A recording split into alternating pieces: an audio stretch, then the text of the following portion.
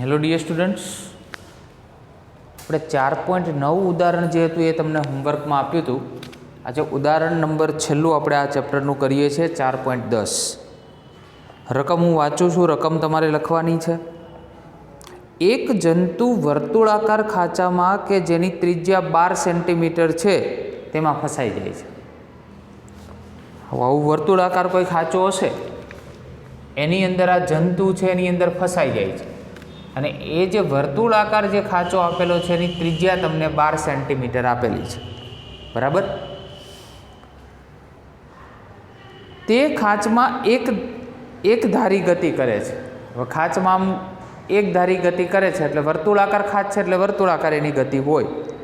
તો છેલ્લે આપણે જે કોણીય વેગ, કોણીય પ્રવેગ, બરાબર, જેની વાત કરી એનો કન્સેપ્ટ આવે. તો પહેલું તમારે શોધવાનું છે, 100 સેકન્ડમાં 7 પરિભ્રમણ પૂર્ણ કરે છે. એટલે એ પણ તમને આપેલું છે, બરાબર, કે 100 સેકન્ડમાં 7 પરિભ્રમણ એ પૂર્ણ કરે છે. બરાબર, એ પણ આપણે આપી દીધેલું છે. તો જંતુની કોણીય ઝડપ શોધો. જંતુની શું શોધવાની છે? આપણે કોણીય ઝડપ શોધવાની છે. બરાબર. બીજું આપણે રેખીય ઝડપ કેટલી હોય, અને શું પ્રવેગ એ સદિશ, પ્રવેગ સદિશ એ અચળ રાશિ છે અને તેનું માન કેટલું હશે. એટલે પ્રવેગનું માન પણ આપણે આમાં શોધવાનું થાય. બરાબર. ચલો તો આપણે ગણતરી કરીએ. પહેલાં જે વસ્તુ આપણે આપેલી છે એ બધી લખી દઈએ. ત્રિજ્યા જે પ્રમાણે મેં બતાવી છે એ પ્રમાણે 12 સેન્ટીમીટર તમને ત્રિજ્યા આપેલી છે. બરાબર. પછી 100 સેકન્ડમાં 7 પરિભ્રમણ કરે છે, એટલે ટી તમને આપેલા છે 100 સેકન્ડ, અને પરિભ્રમણની સંખ્યા એટલે n કહેવાય, એ 7 પરિભ્રમણ તમને આપેલા છે. બરાબર. જંતુની કોણીય ઝડપ અને રેખીય ઝડપ શોધો. તો પહેલું આપણે સ્ટાર્ટ કરીએ કે કોણીય ઝડપ. સૂત્ર આપણે બધા યાદ હોવા જોઈએ. લાસ્ટ લેક્ચરમાં આપણે સમજાવેલું છે કે કોણીય ઝડપ omega is equal to 2π/t લખાય. બરાબર. પણ યાદ રાખજો, જ્યારે પરિભ્રમણની સંખ્યા આપેલી હોય એટલે એને n વડે ગુણવાનું. આને પરિભ્રમણની સંખ્યા કહેવાય. બરાબર. ચલો 2 × 3.14, પરિભ્રમણની સંખ્યા આપણી જોડે 7 છે, અને ટી બેટા આપેલા છે આપણે 100. બરાબર. ચલો આની આપણે ગણતરી કરીએ તો ઓમેગાની કિંમત ડાયરેક્ટ આપણે મળશે. એ કેટલી કિંમત મળે છે એની આપણે ગણતરી કરીએ.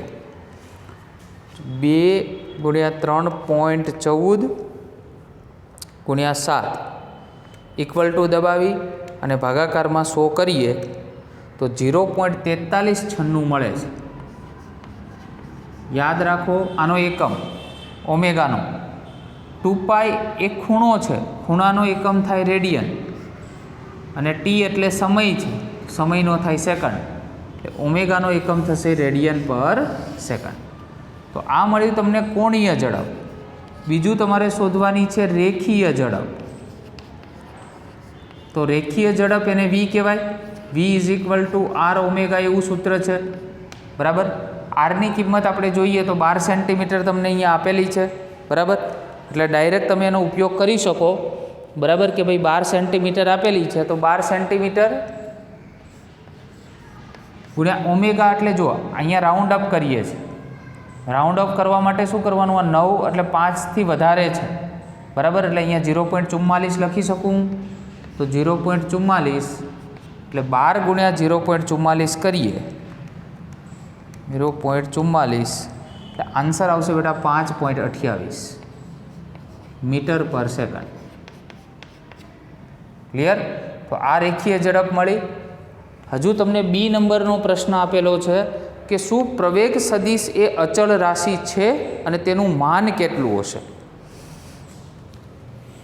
તો પ્રવેગ સદિશ,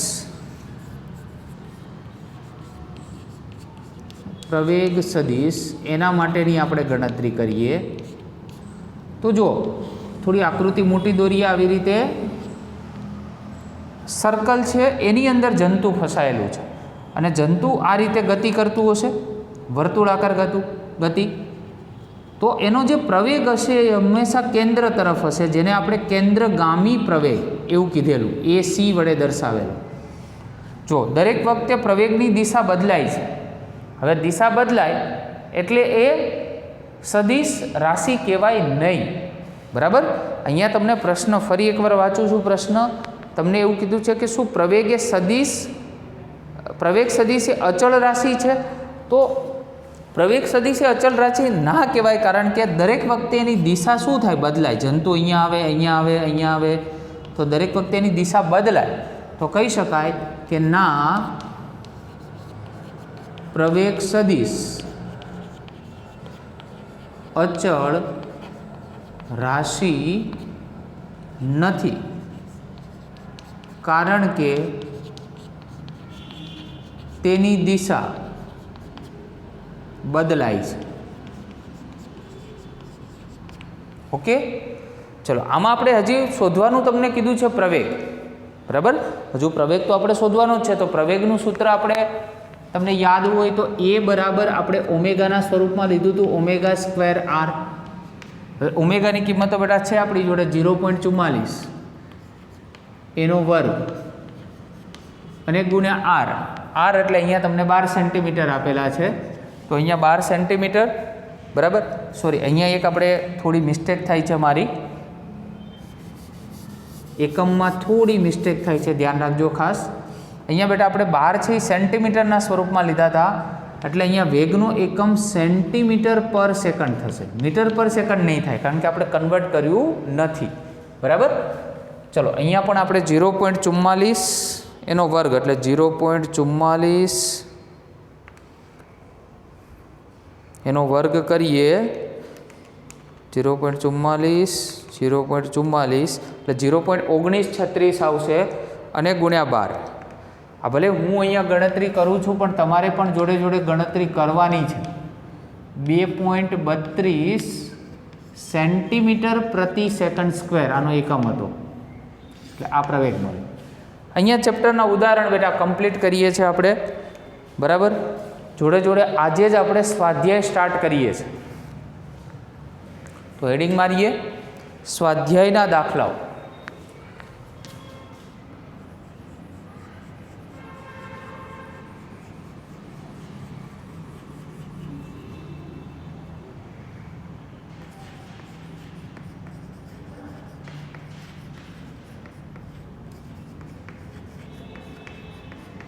શરૂઆતના દાખલાઓ એ આપણે લોજિકલ એક્ઝામ્પલ આપેલા છે, સમજી વિચારી અને લખવાના છે. તો પહેલો સ્ટાર્ટ કરીએ 4.1. બરાબર, ચલો પહેલો એક્ઝામ્પલ બુકમાંથી જોઈએ આપણે. પહેલા રકમ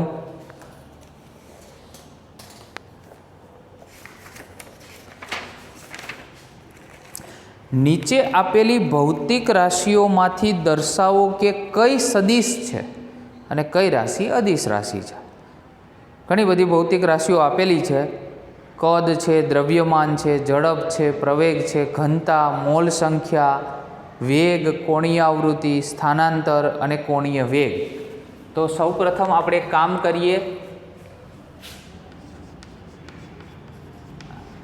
આ બાજુ સદિશ રાશિ બતાવીએ, અને સદિશ રાશિ કોને કહેવાય હવે સમજાવવાની મારે જરૂર નથી, કારણ કે ચેપ્ટરની શરૂઆતમાં જ આપણે સમજાવી દીધેલું છે. તો પહેલું આપેલું છે તમને કદ. કદને કોઈ દિશા ના હોય એટલે પહેલાં આવશે અદિશ રાશિ. પછી છે દ્રવ્યમાન, એને પણ કોઈ પ્રકારની દિશા ના હોય, ફક્ત મૂલ્ય હોય. ઝડપને પણ ફક્ત મૂલ્ય હોય એટલે એ પણ અદિશમાં. પ્રવેગ છે એને બંને હોય, મૂલ્ય અને દિશા. બરાબર, પછી ઘનતા છે એને પણ સેમ. બરાબર ને, અદિશ રાશિ. મોલ સંખ્યા યાદ રાખો, કોઈ પણ પ્રકારની સંખ્યા આવે તો એને ફક્ત મૂલ્ય હોય, એને કોઈ દિશા ના હોય, એટલે મોલ સંખ્યા અદિશમાં આવશે. વેગ સદિશમાં આવશે. લો, બરાબર, એની પછી છે કોણીય આવૃત્તિ.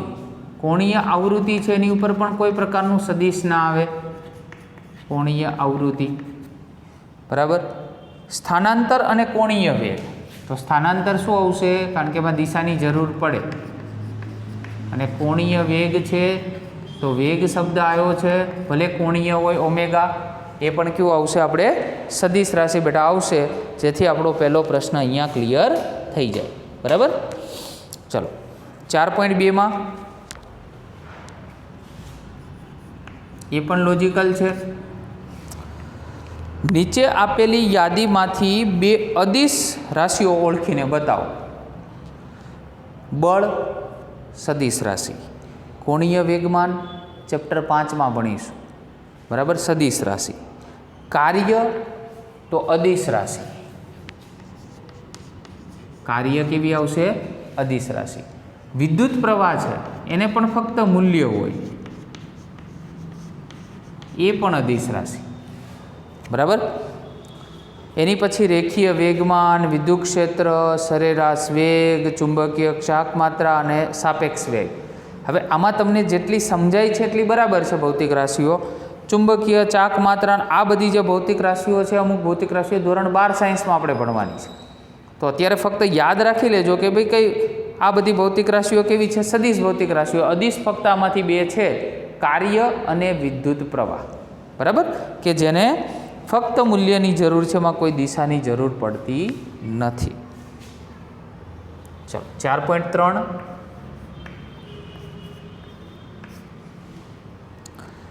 નીચે આપેલ યાદીમાંથી ફક્ત સદિશ રાશિઓ ઓળખીને બતાવો. હવે તાપમાન તમે જાણો છો અદિશ, કારણ કે ફક્ત મૂલ્ય હોય, 50 ડિગ્રી 25 ડિગ્રી સેલ્સિયસ. દબાણ છે એ પણ અદિશ.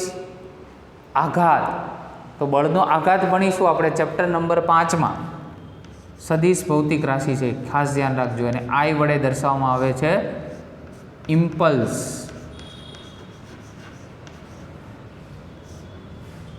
બરાબર. જે આજે સાયન્સનું અમારું ગ્રુપ છે, બરાબર, એનું નામ પણ આ ભૌતિક રાશિ પરથી જ મેં રાખેલું છે, ઇમ્પલ્સ ગ્રુપ ઓફ સાયન્સ. બરાબર. જે ટીમનું નામ છે, સાયન્સની ટીમનું નામ છે ઇમ્પલ્સ ગ્રુપ ઓફ સાયન્સ.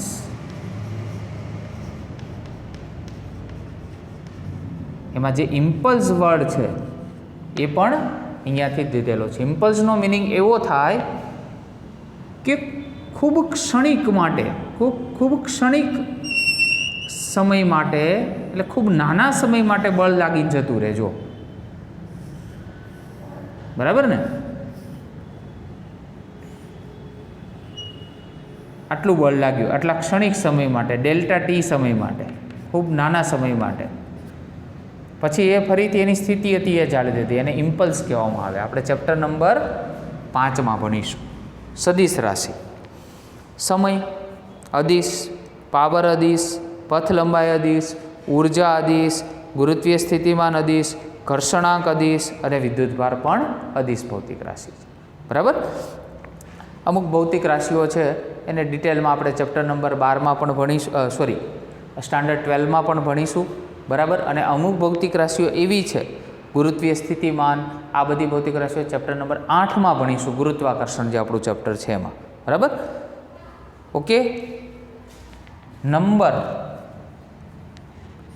4.4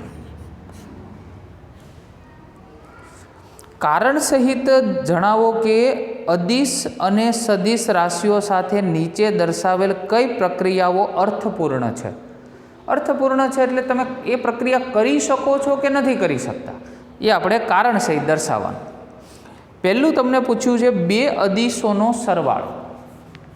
પહેલો પ્રશ્ન છે બે અદિશોનો સરવાળો. તો હું અહીંયા પહેલાં લખું છું કે હા શક્ય છે. કેવી રીતે? તો સિમ્પલ છે. કોઈ પણ એક અદિશ રાશિ તમે ધારી શકો. જેમ કે હું તાપમાન ધારું છું, દળ ધારી શકો તમે. તાપમાન બી અલગ અલગ પ્રકારે હોય, T1 અને T2, તો સરવાળો થઈ શકે. સિમ્પલ છે. 20 ડિગ્રી સેલ્સિયસ અને 30 degree Celsius is equal to 50 degree Celsius. કોઈ પ્રૂફ આપવાની જરૂર નથી. બરાબર, એકદમ ઇઝી છે કે ભાઈ બે તમને તાપમાન આપેલા હોય તો સિમ્પલ એનો સરવાળો કરી શકાય. તો સાચું છે, હા કરી શકાય. બરાબર, પહેલો પ્રશ્ન પૂરો. બીજું, સમાન પરિમાણના એક સદિશ અને એક અદિશનો સરવાળો. પરિમાણ ભલે સમાન હોય પણ એક સદિશ આવતું હોય અને એક અદિશ આવતું હોય એનો સરવાળો. બી નંબરની અંદર તો જવાબ હું લખું છું ના. કેમ? ધારો કે એક સદિશ છે આપણી પાસે 2i કેપ, આ એક સદિશ થયો, એનો સરવાળો હું 5 સાથે કરું, 5 એક અદિશ છે, તો આ શક્ય જ ના બને. શક્ય ક્યારે બને? તો અહીંયા 2i કેપ હોય તો અહીંયા 5i કેપ હોવું જોઈએ, તો 7i કેપ બને. ફરી એકવાર, અહીંયા 2i કેપ હોય તો અહીંયા 5i કેપ હોવું જોઈએ. એટલે સદિશ સાથે સદિશ હોય તો સરવાળો શક્ય બને, પણ એક સદિશ ને એક અદિશ તો આ શક્ય છે નહીં. ક્લિયર? નંબર સી,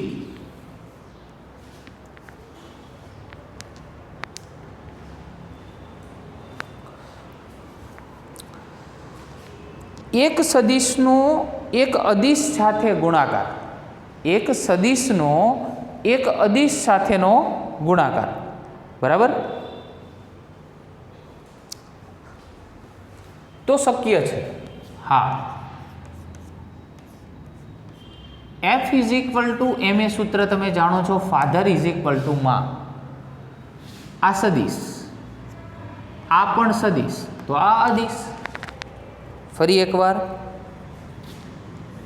આ અદિશ છે કારણ કે દળ છે, એનો ગુણાકાર આપણે પ્રવેગ સાથે કર્યો, પ્રવેગ સદિશ છે, તો જો આ શક્ય તો બન્યું જ ને, તો જ સૂત્ર બન્યું. આ તો એક અદિશનો, સોરી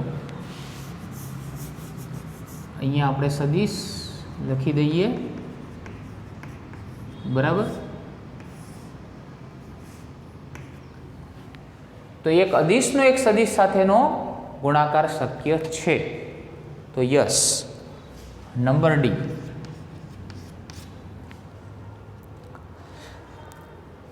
બે અદિશોનો ગુણાકાર, બે અદિશોનો ગુણાકાર, તો હા એ પણ શક્ય છે. કેવી રીતે? તો W is equal to P into T, આવું એક સૂત્ર છે આપણી જોડે. કાર્ય બરાબર પાવર ગુણ્યા સમય. તો જો પાવર પણ અદિશ રાશિ છે અને સમય પણ અદિશ રાશિ છે, તો આ શક્ય છે. તો યસ, ઇટ ઇઝ પોસિબલ. બરાબર, ચલો ઈ નંબર આવ્યા આપણે. બે સદિશોનો સરવાળો. તો બે સદિશોનો સરવાળો, તો હા શક્ય છે જ ને, કેમ નથી? કોઈ પણ બે સદિશ છે એનો સરવાળો શક્ય બને. જેમ કે હું અહીંયા 2i કેપ લઉં, બરાબર, અને 7j કેપ લઉં, તો હમણાં જ વાત કરી કે 7i કેપ લઉં, બરાબર, તો અહીંયા i કેપ ને i કેપ છે એટલે 9i કેપ લખી શકાય. અને આમ બી આપણે લખીએ જ છે ને, r બરાબર a પ્લસ બી. તો બે સદિશો હોય, બરાબર, તો એનો સરવાળો બેટા કેવું છે આપણી પાસે? શક્ય બને છે. બરાબર, તો પણ કન્ડિશન એવી છે કે આનું પરિમાણ અને આનું પરિમાણ એક સરખું હોવું જોઈએ. બીજું એક ઉદાહરણ આપું, v બરાબર v0 plus a t. Chapter number 2માં મેં તમને કહેલું કે આનું પરિમાણ, vનું પરિમાણ એ શું થાય? મીટર પર સેકન્ડ. મીટરને L કહીએ, સેકન્ડને t-1 કહીએ. આનું પણ પરિમાણ સેમ થાય, L અને t-1. અહીંયા આ પ્રવેગ છે, તો પ્રવેગ માટે મીટર પ્રતિ સેકન્ડ સ્ક્વેર, અને સમય માટે પાછું t લઈએ તો t ની 1 ઘાત અને -2 ઘાત, એટલે L અને t-1 જ કહેવાય. તો આ પણ t-1 થયું. જો ત્રણેયના પરિમાણ કેવા આવ્યા? સરખા. તો સરવાળો સદિશનો ત્યારે જ શક્ય બને કે જ્યારે બધાના પરિમાણ કેવા હોય? એક સમાન હોય. બરાબર, તો અહીંયા લખી દઈએ કે હા, કે જ્યારે સદિશોના પરિમાણ એક સમાન હોય ત્યારે શક્ય છે. બરાબર. ચલો લાસ્ટ નંબર, એક સદિશના ઘટકનો તે જ સદિશ સાથે સરવાળો. એક સદિશના ઘટકનો તે જ સદિશ સાથેનો સરવાળો. તો હા, એ પણ શક્ય છે. બરાબર. સદિશને તેના ઘટક સદિશમાં ઉમેરી શકાય, તે સદિશમાં ઉમેરી શકાય. યાદ રાખજો. હા, એક સદિશના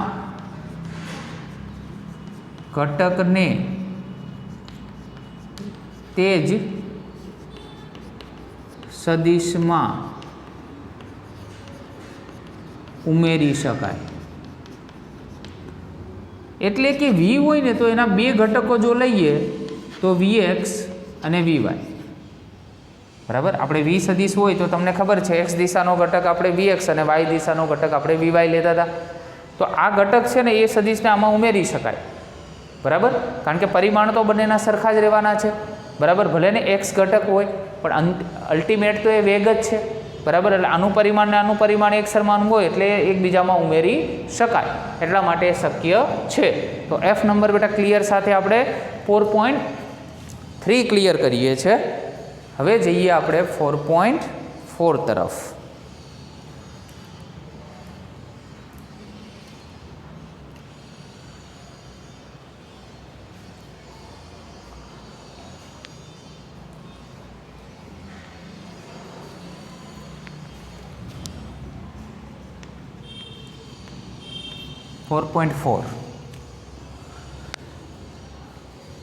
સોરી 4.4 આપણે ક્લિયર કર્યો છે.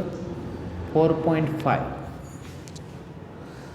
નીચે આપેલા પ્રત્યેક કથનને ધ્યાનપૂર્વક વાંચો અને કારણ સહિત દર્શાવો તે કે સાચું છે કે ખોટું છે. કોઈ સદિશનું મૂલ્ય હંમેશા અદિશ હોય તો સાચું. કેવી રીતે? તો આ એ સદિશ છે, એનું મૂલ્ય તમે કરો તો તમને કોઈ અદિશ જ મળે. સદિશનું મૂલ્ય કરો તો કોઈ અદિશ જ મળે. ક્લિયર? તો એ સાચું છે. બીજું, કોઈ સદિશનો દરેક ઘટક હંમેશા અદિશ હોય. કોઈ સદિશનો દરેક ઘટક હંમેશા અદિશ હોય તો એ ખોટું છે. બરાબર. સદિશનો ઘટક હંમેશા સદિશ જ હોય તો બીજા નંબરમાં ખોટું કે ભાઈ સદિશનો ઘટક હંમેશા સદિશ જ હોય. જેમ કે v છે તો એના બે ઘટકો મેં કીધા એ પ્રમાણે vxi કેપ અને vyj કેપ.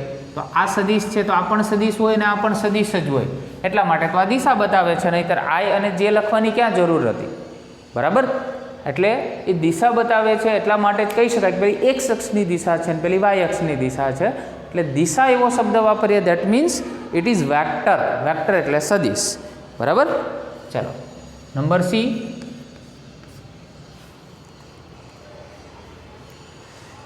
કોઈ કણ દ્વારા કપાયેલ અંતરની કુલ પથ લંબાઈ હંમેશા સ્થાનાંતર સદિશના મૂલ્ય જેટલી હોય. કોઈ કણ દ્વારા કપાયેલ અંતરની કુલ પથ લંબાઈ. બરાબર. હવે એક તમને બેટા આપેલું છે પથ લંબાઈ. અંતરની કુલ પથ લંબાઈ હંમેશા સ્થાનાંતર સદિશના મૂલ્ય જેટલી હોય. આવું શક્ય બને પણ ક્યારે? આપણે ચેપ્ટર નંબર અત્યારે 4 ભણીએ છીએ જેમાં દિશાનો ઉલ્લેખ આવે છે. જો ગતિ એક જ પરિમાણમાં થતી હોય ને તો શક્ય બને. હવે દ્વિપરિમાણમાં થતી હોય પાછા એના ઘટકો ધારવા પડે, એ કઈ દિશામાં જતો હોય એ આપને ખ્યાલ ના આવે. બરાબર. તો અહીંયા લખી શકાય કે હા, તે શક્ય ત્યારે જ બને કે જ્યારે કણ એક જ પરિમાણમાં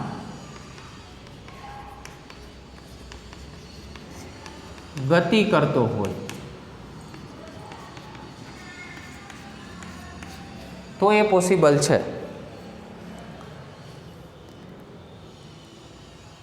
કોઈ કણની સરેરાશ ઝડપ કુલ પથ લંબાઈ ભાગ્યા તે પથ કાપવા માટે લાગેલો સમય એ સમાન સમયગાળામાં કણના સરેરાશ વેગના મૂલ્યથી વધારે કે તેના જેટલી હોય છે. કોઈ કણની સરેરાશ ઝડપ એ કણના સરેરાશ મૂલ્યથી વધારે કે તેના જેટલી હોય છે. તો એકદમ રાઈટ છે સ્ટેટમેન્ટ, બરાબર. એટલે સાચું છે, એટલે એમાં કોઈ પ્રકારનું ઉલ્લેખ કરવાની જરૂર નથી.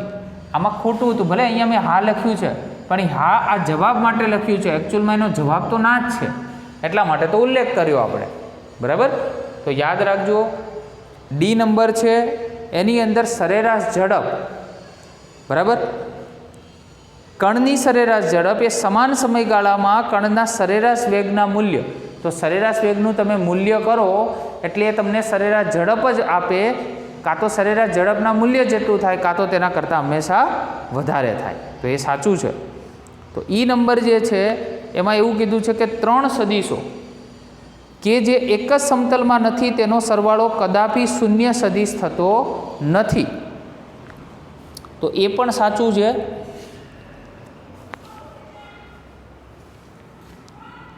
બરાબર. 3 સદીશ જો અલગ અલગ દિશામાં હોય તો એ સમતલસ્થ ના કહેવાય. સમતલસ્થ એટલે એક સમતલમાં હોય એવું કહેવાય નહીં.